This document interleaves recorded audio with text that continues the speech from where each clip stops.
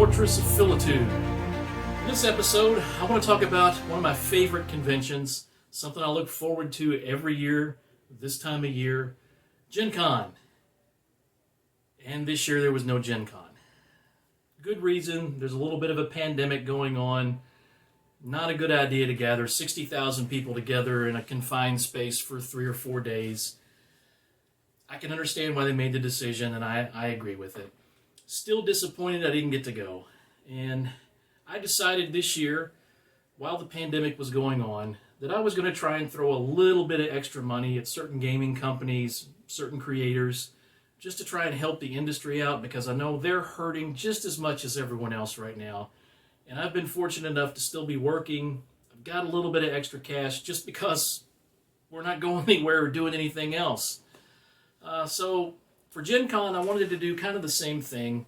I usually go and buy a lot of stuff. I usually save a considerable chunk of money that I use to buy stuff that I know is coming out, that I'm looking forward to, stuff that I didn't know was coming out, but that I find and grabs my interest, and then just some of the random things that you just never expect that catch your eye, and I do that every year. So this year I still wanted to kind of have the same experience. So I decided to do my own GenNon. Yes, GenNon, the convention that didn't happen. So I did buy some things from some of my favorite companies, otherwise companies that, they just had stuff that caught my attention. So come with me, we'll go to another part of the fortress, and I'll show you what I got. I wanted to show off some of the things I picked up for GenNon this year. It's that time of year when we would normally be going to Gen Con, the most wonderful time of year for many of us that are gamers because we love it so much. One of the things I always enjoy is the dealer's floor, where I can find new products. There's usually some stuff that's been advertised for quite a while that's coming out that I'm really looking forward to. And then I'm always interested in just searching the dealer's floor for those items I didn't know existed or I didn't know were coming out, or things that maybe I had seen and knew a little bit about, but need to see up close to decide if it's something I really want for my games or for my hobbies. As you can see, it's a pretty small collection this year. I probably spent a little bit less than I normally would, although the Warlock tiles took up a good chunk. I'm not really going to go into a review of the Warlock tiles because there are a lot of videos out there on YouTube already that are doing reviews on those, showing you how they work, and those are much better than what I would do, and I don't need to be redundant. I did get the base sets, the dungeon tiles, the town and village set, the stairs and ladders, which are really cool. I like the system with the stairs. They're very modular, so you can set them up in different ways. That was a great idea. And the doors and archways, which make a really good addition to the Warlock tiles. And honestly, to any 3D tiles you might already be using, if you're using some 3D printed stuff from Dragonlock or OpenLock, or even the granddaddy of them all, Dwarven Forge. I always pick up some miniatures. Picked up some miniatures from the Cthulhu game from Sandy Peterson. Just a few little things I've been looking at for a while. Red Dragon miniature from WizKids, Nolzar's Marvelous Miniatures line. I've been looking at this sculpt for a while. I really like it. Probably going to paint it as something different than a Red Dragon. But like I said, I really like the sculpt on this one, so I've been looking at this one for a while. I got some dice sets, which just seems to be obligatory if you're going to Gen Con. Now, of course, there was no Gen Con this year, so I've been calling this GenNon, like I explained earlier. Really, if you can help out the community right now, if you were going to spend some money, if you would normally spend some money at Gen Con, please hit up some of the companies that you like, that you normally support. They're all having a tough time right now. I'll admit I did this partly for me because this is something I look forward to this time of year every year. It's kind of like a Christmas for me. Going to Gen Con is kind of like being a little kid going into a toy store. I did pick up the new Paizo Advanced Player's Guide book. Picked up Modern Age from Green Renine. It's a generic system you can use for a variety of different genres. This one is focused more on the modern age setting, real world, modern day stuff, though you can easily adapt this to slightly earlier eras and even post-apocalyptic or near future. Pretty good system. I wanted to check it out after listening to some reviews about it on a podcast, and I would recommend it. It's a good book. I've also, the last couple of years, I've been trying to rebuild my old collection of advanced Dungeons & Dragons first edition rule books. Back in the day, I had them all. I had the books that had the Jeff Easley artwork on them. I didn't have the original ones, so I've kind of been going back and buying those to sort of build up that collection. And my original books got water damaged years ago, so they're not really usable. And so this time, I picked up a monster manual. I've already got the DM's guide and the player's handbook, Fiend Folio, and I actually have a copy of the Deities and Demigods that had Cthulhu and the Stormbringer Elric mythos. I'm not even going to try to pronounce the name of that setting because I know I'll get it wrong. Another thing I picked up were a couple of neoprene battle mats. Now, I use battle mats, tiles, I use foam core dungeon tiles that I made. I'm going to be using warlock tiles, but you still always need a good battle mat.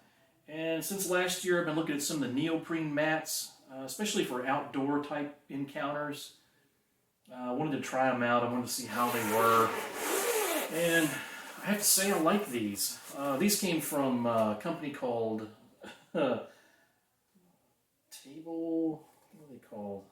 This is awful. Table War. There are a lot of different companies that make these. Frontline Gaming makes a lot of them. They come in different sizes. One of the ones I got here, it's an outdoor grass, plains type terrain. Really good quality, great print. And this one's actually double-sided. It has sort of a rocky Badlands print on the other side that I can actually use for my Star Wars games in addition to fantasy games. Be a really, really good mat to use. I'll get a lot of use out of it. I will say right off the bat, do not use any type of marker on a neoprene battle mat. Do not use wet erase. Do not use dry erase. Don't use a Sharpie. These are not meant to be drawn on. Now, some companies usually give you the option of buying these ungridded or gridded. You can usually get a square grid or a hex grid if you prefer. I got the ungridded ones. Like I said, I plan on using these for outdoor adventures, outdoor encounters. And though I do play games that use a grid, it's not a big deal. I'm going to just use a range ruler. And however many squares a miniature could normally move, I'll just convert that to inches, and we'll just use the range ruler to see how many inches they can move. Easy to do. They came in this really nice carrying case. They've got this little tag on the end that actually has a picture of what mat is in there. And you can actually put your name and contact information if you were traveling with these, especially if you were flying. Although I don't think any of us are going to be flying anytime here right now. The other one I got is a sort of dungeon floor. Maybe kind of hard to see. I'm not sure. I might try to do a close-up. It's like cobblestone. It's stone with a lot of grit and almost looks like moss. Weeds growing in the cracks. This one is not double-sided, so the other side is just the black neoprene. I want to use this to lay out some of my dungeon tiles. It just kind of gives me a neutral background on the table. And I can also use this for towns and cities if I want to set buildings up, and I can just say this is just the cobblestone roads and streets around those buildings. That's pretty much it this year for GenNon, except for one other thing. So I usually, like I said, I usually look for something that I wasn't expecting. Inevitably, there's always something I find that I want to get, that I start getting interested in. Sometimes it's miniatures, sometimes it's terrain, sometimes it's a new game system, sometimes it's just artwork. I'm always surprised by what catches my interest and what I start to fixate on. This year, that item ended up being Warhammer 40K. Now, I'm sure a lot of you have heard that the 9th edition has just come out of 40K, along with a really nice box of miniatures in a set called Indomitus. I think it's already sold out. But the hype around that and watching some YouTube videos on it, it got me interested. I've always tried to avoid Warhammer because it's just one of those things that I know once you get into it, you can't get out. It becomes very addictive. And like a lot of us in this hobby, I have a collector mentality sometimes that I really have to fight with. So Warhammer was always something I avoided because I didn't want to go overboard. Now, I have picked up some Games Workshop miniatures from time to time to use in other games. A lot of the demon miniatures work in a fantasy game. Some of the sci-fi miniatures are really cool looking. I can see using those in a Star Wars or a Starfighter game pretty easily.